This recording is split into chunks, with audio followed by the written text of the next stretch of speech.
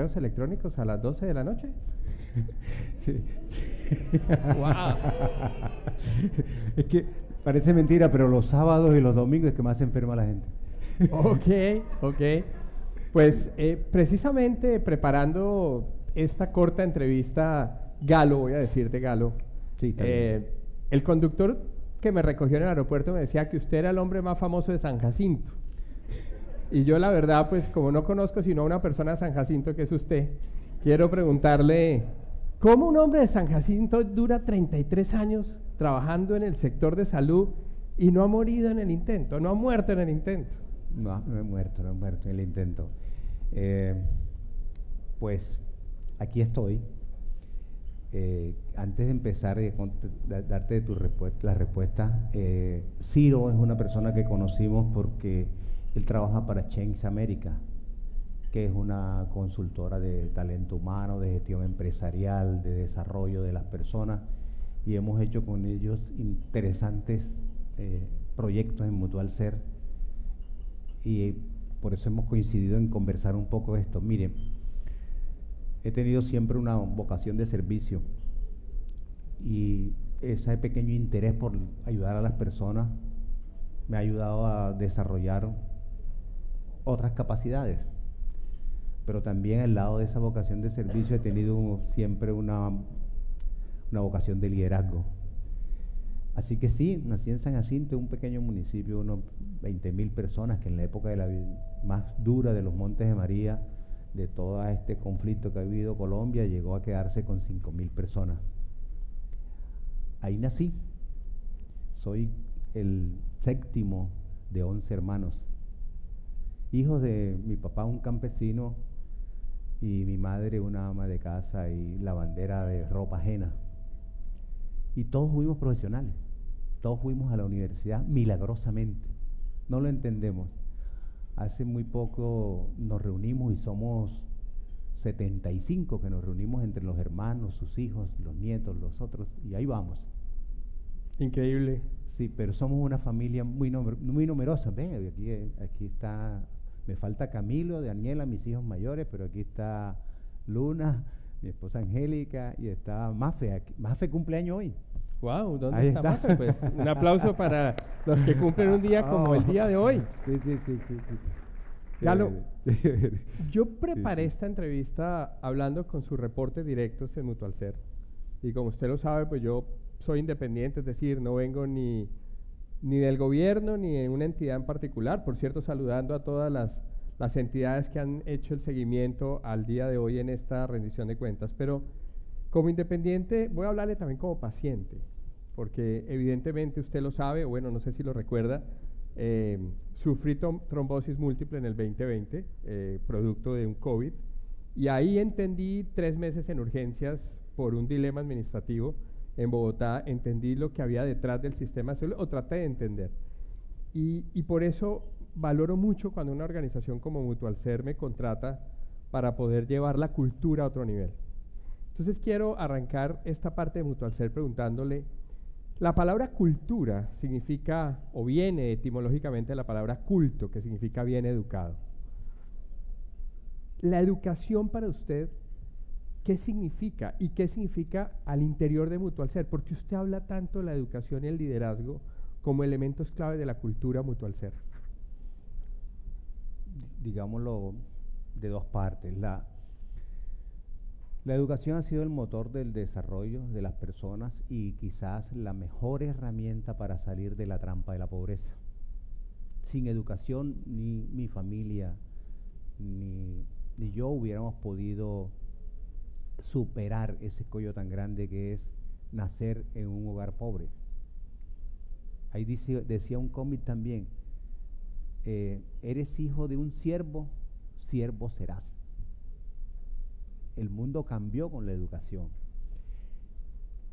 Fui al colegio público, aunque tuve privilegios en la infancia porque mis tías que tenían algo más me criaron y me dieron una educación en colegios privados. Pero terminé el bachillerato en un colegio público, fui a la Universidad de Cartagena, a la universidad pública. Los gobiernos pudieron mucho ayudar a la educación. Cuando entré a la Universidad de Cartagena yo sentía que era casi privilegiado porque era un buen estudiante, pero también sentía que los pobres tenían que estudiar, no la cultura que nos llegó y que nos mantiene hoy. Parece que el dinero fácil va contra la educación. Puede ser más fácil ser traqueto que estudiar medicina en una universidad, demorar tanto tiempo. Y eso hay que cambiarlo y Colombia tiene que evolucionar en eso. Y los gobiernos deberían impulsar esto. Y sobre la cultura, es esa serie de comportamientos, capacidades que tenemos, por ejemplo, en esta empresa, en que entre medio del rigor del trabajo también podemos ser folclóricos y nos pueden salir chistes constantemente y hace parte de nuestra cultura, hacer una organización alegre, tranquila, a pesar de las dificultades. Uno se imagina cómo uno se para aquí a decir, hemos perdido 260.000 millones y dice uno, ve, y se está riendo. No, es también cómo enfrentar los problemas, hace parte de nuestra cultura, pero también nuestra cultura de los desafíos permanentes que hemos tenido a lo largo de tantos años.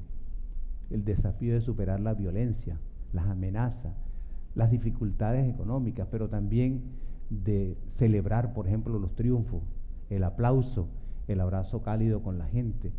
Que nos dé satisfacción escuchar, por ejemplo, a Javier que diga eso y dice, no jacta, pero alimenta. Muy bien, pues, y usted me ha enseñado varias cosas. Sí. De hecho, algo que me pareció interesante viendo el gol del Cucho Hernández, por cierto, ¿lo vio con sus nietos o con quién vio el partido? Me vi el partido en la casa con Luna, Angélica y una sobrina de ella. Muy bien. Cuando iba a hacer la jugada del Cucho Hernández, pues yo dije, este sí es mucho optimista, porque el otro tipo pues medía como 2 metros, Cucho pues es un peladito, que por cierto tuve la oportunidad de jugar en mi equipo de fútbol y de verdad que lo admiré ayer porque no le había ido bien con la Selección Colombia. Pudo haber sido goleador con el Real Betis, pero no con la Selección Colombia. Y cuando el tipo se para y se entra y gol, como que yo decía, este tipo es mucho optimista. Y curiosamente era una de las palabras que más le he escuchado a ustedes del 2018 que lo conozco, hablar de optimismo. Así que le quiero hacer una pregunta. ¿El optimismo es una disciplina que se aprende o es una virtud con la que uno viene? Es compleja la cosa, pero siguiendo lo del Cucho Hernández, el optimismo, y lo del partido, uno se ve el partido, lo mejor es vérselo con amigos que griten y sepan de fútbol. No hay cosa más desastrosa para mí que verme el partido con estas 3 mujeres ahí. En ese momento en que el Cucho coge la pelota es que van a decir, ¿y cómo es que él fuera de lugar? Explícame el saque de banda. Y eso tú puedes explicárselo 18.000 veces, que eso no va a entenderlo. O sea, entonces no es. Pero lo del optimismo sí me parece. Lo del Cucho Hernández me puse a curiosear la historia de él y la historia de Hamilton Campas. El Cucho Hernández a los 16 años empezó a jugar en segunda división. Él es pereirano. Perdió la final en segunda división en su equipo y ese día lloró inmensamente y dijo que no jugaba más fútbol. El día siguiente se levantó y no sabía otra cosa que hacer sino ir a entrenar y se fue a entrenar. Y el tipo cuenta que ese día estuvo a punto de dejar el fútbol porque sintió que no servía. ¿Cómo una persona de esa? ¿Qué es lo que hay dentro de una persona que nosotros no podemos imitar de ese optimismo? ¿Cómo no contagiarse a alguien que el tipo vive 2 metros?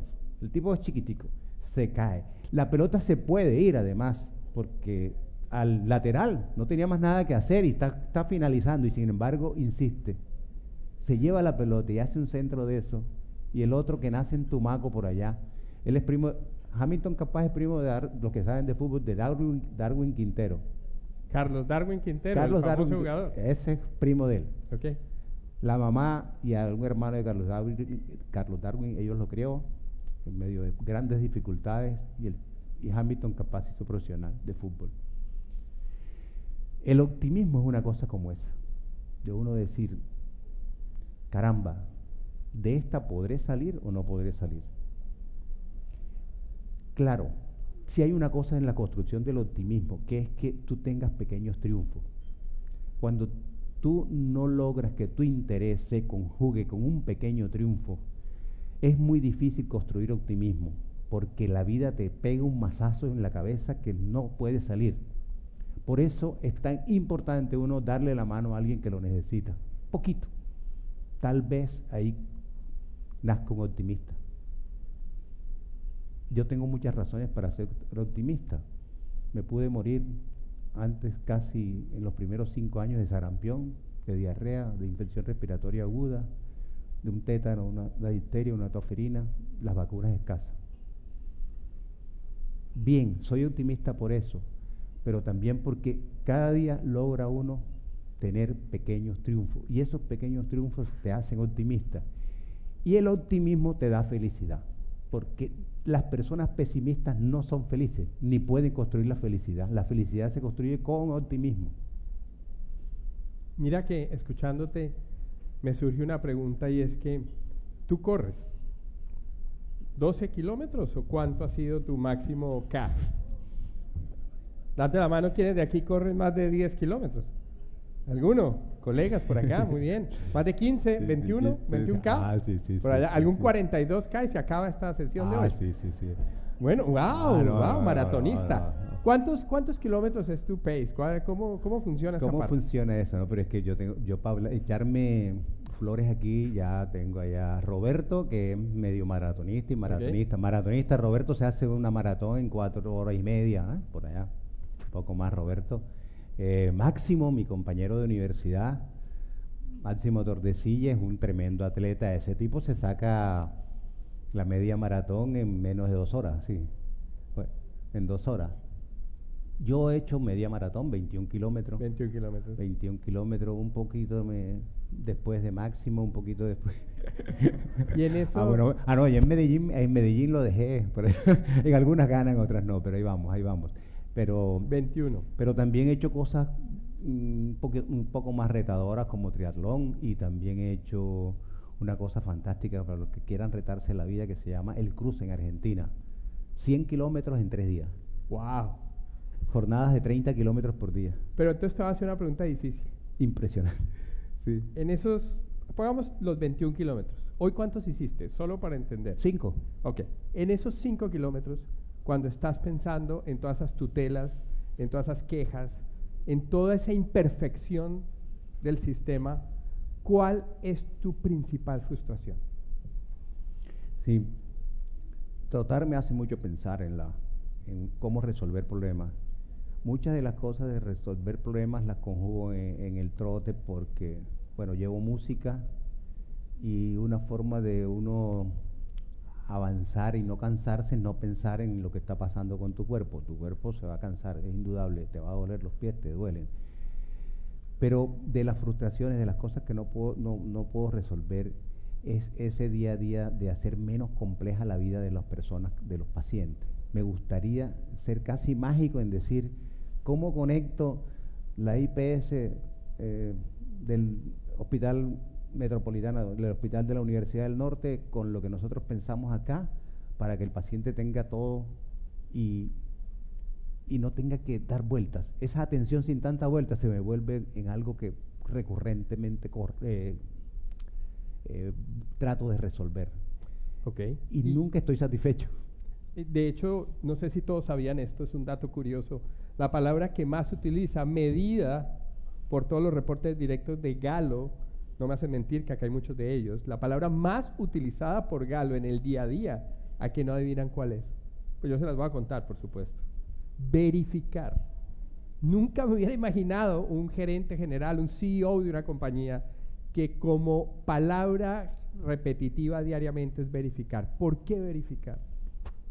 De otra vez de lo que dijo hoy, no, que la gente diga eso, sí, pero es que verificar, porque muchas veces nosotros nos dejamos llevar por eso que estuve diciendo en la presentación, la realidad imaginada contra la realidad objetiva.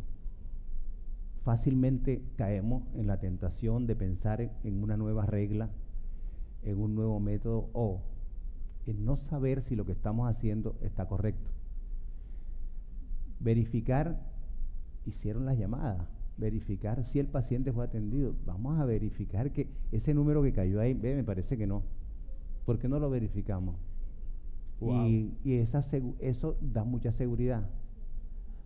¿Y qué pasa cuando tú haces ese verbo? Generalmente te encuentras algo que no cuadra una cosa con otra. Ok. No es porque la gente diga cosas que no son, pero sí es bueno uno reflexionar antes de tomar el siguiente paso. Y en ese orden de ideas te haría un par de preguntas en general del sector salud. Estuve con la IA, me imagino que la mayoría ya lo hará, preparando, entre otras cosas, esta entrevista. Y le pedí a la inteligencia artificial que me hiciera 10 preguntas polémicas para un gerente general de una EPS en Colombia. Me hubieras dicho, yo le digo que me dé las 10 respuestas. Sí, no, me imaginé que las ibas a hacer así. Pero hay un par de preguntas que me gustaron mucho y nuevamente quiero que nos transmitas. Tú tienes una posición de poder, eres un líder de opinión. No todos los seres humanos logramos por diferentes razones llegar a la posición que tú tienes. Si tú pudieras cambiar hoy, no depender de ningún jugador del sistema, ningún articulador, si tú, Galo Viana, pudieras cambiar una sola acción, proceso, política, una sola, para que todos los colombianos tuviéramos un mejor sistema de salud, ¿cuál sería esa única cosa que cambiarías? Como una es difícil, pero... Te dije que la IA hace preguntas polémicas. Hace preguntas polémicas. Yo haría que el sector tuviera más confianza. El sector. Y esa confianza hay que construirla entre todos. Y le diría claramente a la población cuál es la expectativa que podemos cumplirle. Con eso todos pudiéramos hacer un nuevo contrato social. Un contrato donde digamos, voy a continuarlo con un ejemplo. Podemos tener consulta de medicina interna a los 5 días que la necesito, o Colombia va a ofrecerle a su población la consulta de medicina interna a 20 días. Esas cosas se hacen con confianza. Y la confianza hoy en día va a surgir de la información visible, verificable. Por ahí me iría. Por ahí te irías. De hecho, el libro que me recomendaste, Confiar e Inspirar, de Stephen Covey, el famoso Stephen Covey que falleció en un accidente en una bicicleta hace unos años. De hecho, el libro de... El libro es del hijo. No, es del hijo. Es del hijo. Sí. No, de es, hecho, no es de Stephen Covey, el de Stephen los Covey 7 padre, hábitos. el que escribe Los 7 hábitos, su hijo escribe Confiar e Inspirar. Ese libro me ha gustado mucho, lo utilizo como texto. Para los que no saben, soy asesor de Adolfo Meisel, el rector de la Universidad del Norte, y me encanta la academia, creo que por eso te hice la pregunta de la educación. Pero ese libro en particular me gustó mucho porque nunca había estudiado a profundidad la palabra inspirar, ¿no? Que es crear vida en otros. Galo, ¿cómo hoy todos los que estamos acá pudiéramos confiar e inspirar a otros de que hay un futuro mejor? Porque de hecho estamos a 3, 4 días de las elecciones.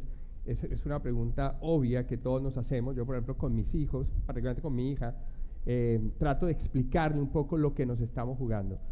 ¿Cómo confiar, cómo inspirar en estos momentos de tanta tensión donde la ansiedad a mucha gente le gobierna? Yo creo que uno puede inspirar a las personas más con el ejemplo. Si tú eres consistente en lo que tú dices y cómo actúas, los demás puedes inspirarlo. Pero si ven divorcio entre lo que tú dices, lo que sientes, lo que piensas, la manera como transmites las cosas, no vas a generar una inspiración de me gustaría hacer como esto. Hay algo que dice mucho para el liderazgo, por ejemplo. Tú quieres ser un líder, actúa como los líderes, copia su forma de hacer las cosas. Así que yo creo que el ejemplo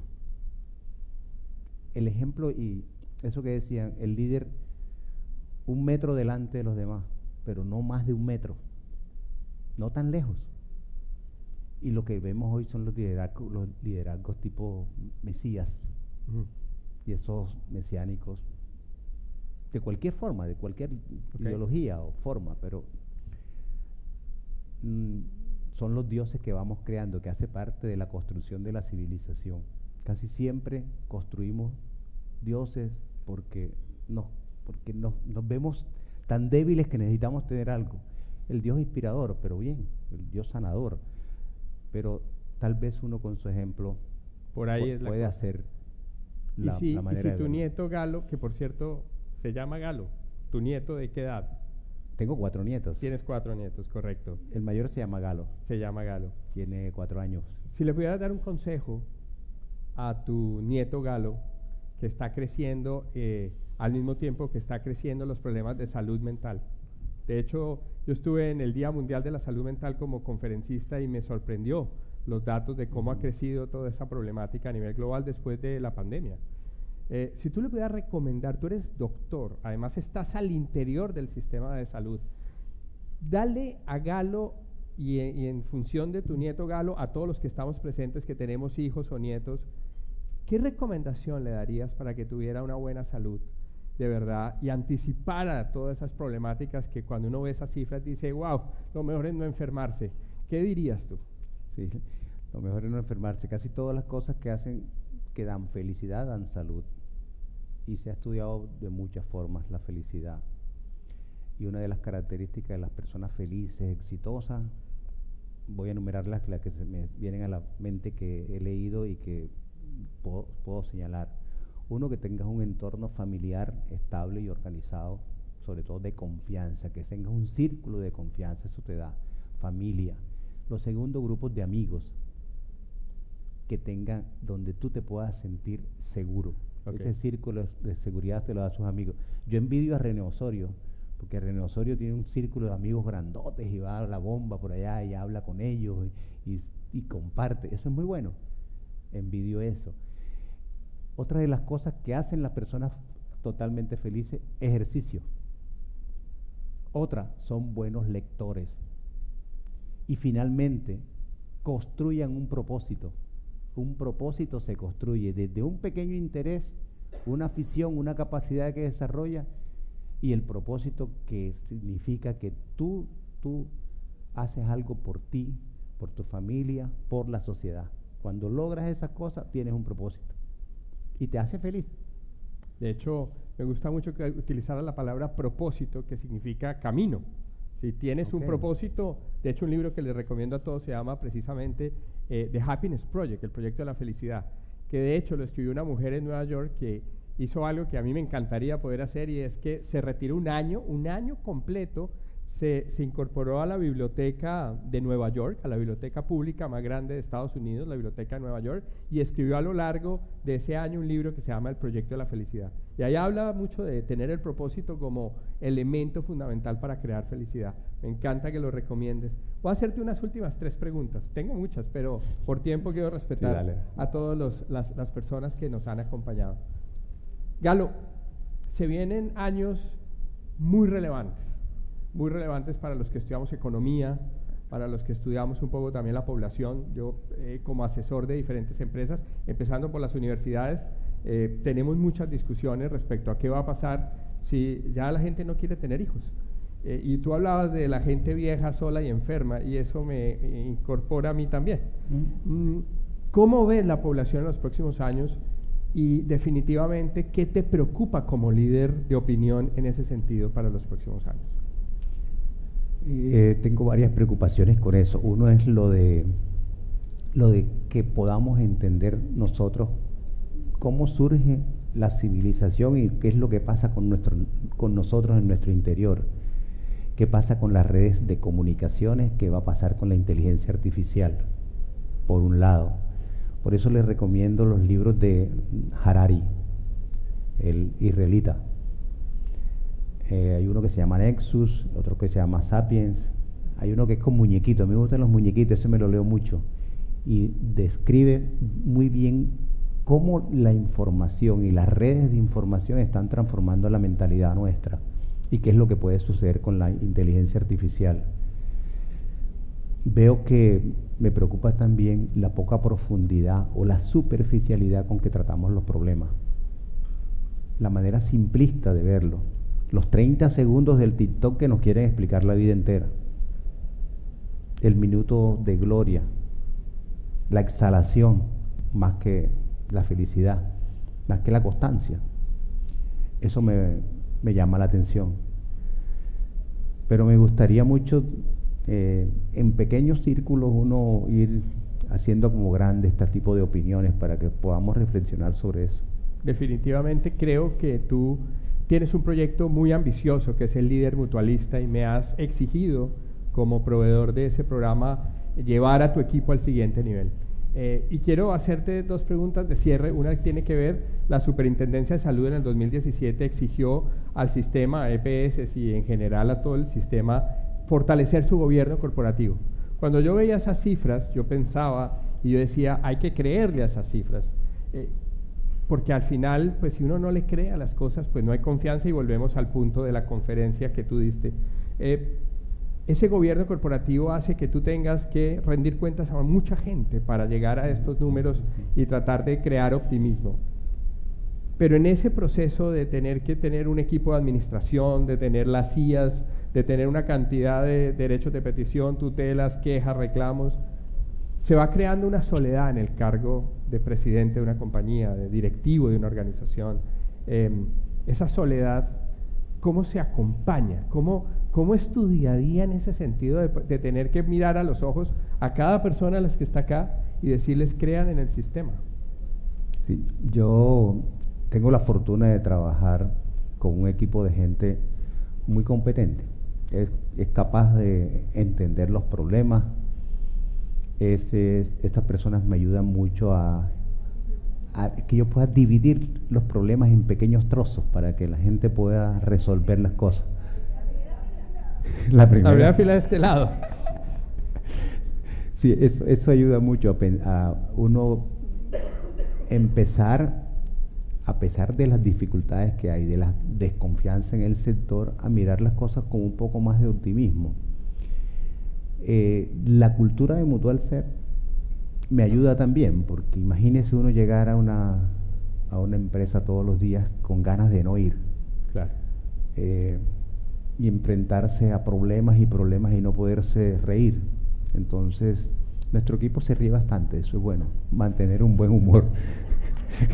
Ya saben, porque el que no sepa echar cuento aquí no entra.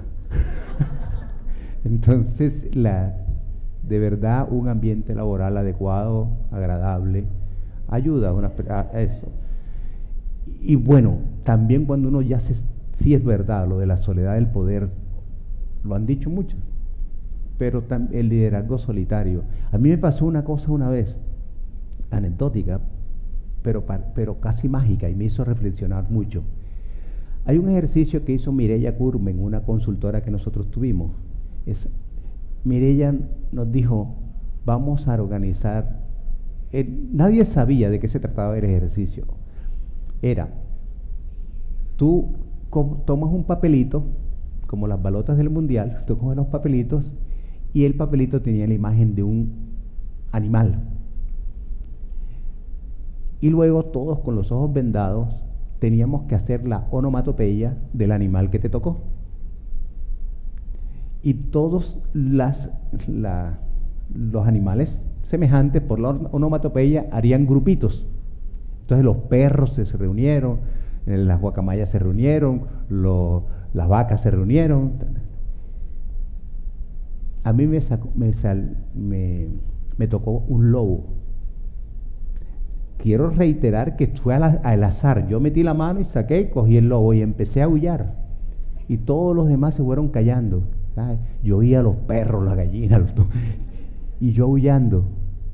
No encontré a nadie. Quedé solo. A pesar de que fue al azar. Ese día entendí la soledad. ¿Y cómo será que el ejercicio era precisamente que alguien se iba a quedar solo y el que se quedó solo fui yo? Ese día yo reflexioné mucho sobre eso y entendí que este tipo de soledad hay que compartirla. Y esto es conversando, compartiendo, porque si no te echas toda la carga tú solo. Mira que me hiciste, tengo que conocer a Mireya, pareciera buena consultora porque lo recuerdas el ejercicio después de muchos años. De muchos años, sí, sí, es verdad. Mira que para cerrar este conversatorio… Te tengo que recomendar que Ciro es muy buen consultor. No, Galo, de verdad gracias por este espacio. Algún contrato, tranquilo.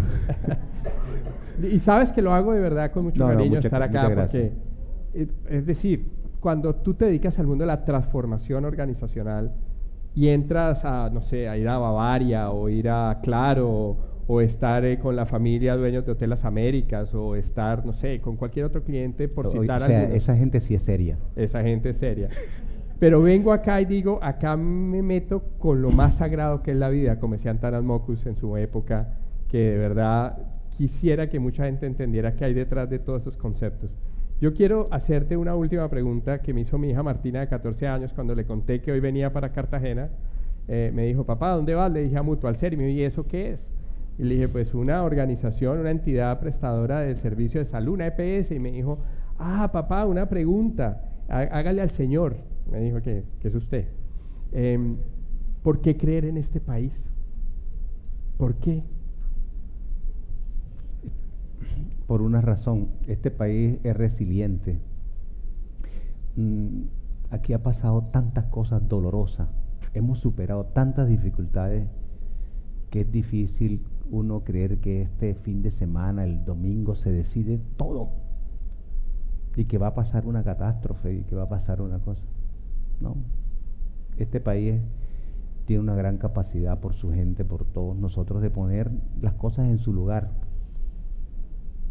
Hay mucha historia triste que se ha superado y creo que vamos a seguir superándola. Tal vez una buena recomendación es que no pongamos demasiadas expectativas en los gobiernos. Sí, son importantísimos, muy importantes, pero si nosotros hacemos lo que nos corresponde desde donde estamos parados, el mundo va bien, el mundo va mejor. Y otra cosa, no confiemos en que los cambios van a suceder hoy para mañana, excepto los cambios en la naturaleza. El mar que se venga, ojalá no, y se vuelva y nos lleve todo eso. Es imprevisible, pero las demás cosas de la sociedad, de los cambios sociales, son lentos. Pero hay que estar muy pendientes de ellos, de esos cambios que vamos viendo. ¿Confía en Colombia? Pues levante la mano quien confía en Colombia, para que sigamos todos acá como articuladores de un sistema. Un aplauso para nuestro querido Galo Viana. Gracias. Gracias a ustedes por asistir. Gracias, hermano. Muy amable. Ahora ponte los goles otra vez. Ay, Dios mío. Muchas gracias, doctor Galo, y al doctor Ciro por esta conversación tan interesante y tan nutrida para también entender lo que es liderar en sector salud y los desafíos y aprendizajes que hay detrás de todo esto. Le pedimos a las personas que están levantándose de sus asientos que por favor escaneen el código QR que va a estar apareciendo en pantalla, porque es importante conocer qué les ha parecido este espacio. Le pedimos también el favor a todos los periodistas que se encuentran en este auditorio pasar al segundo salón, donde tendremos un espacio exclusivo con el gerente general de Mutualser para cualquier inquietud que tengan. De esta manera llegamos al cierre de la audiencia pública de rendición de cuentas de Mutualser EPS correspondiente a la vigencia 2025. Agradecemos profundamente la participación de todos quienes hicieron parte de este ejercicio de transparencia y diálogo.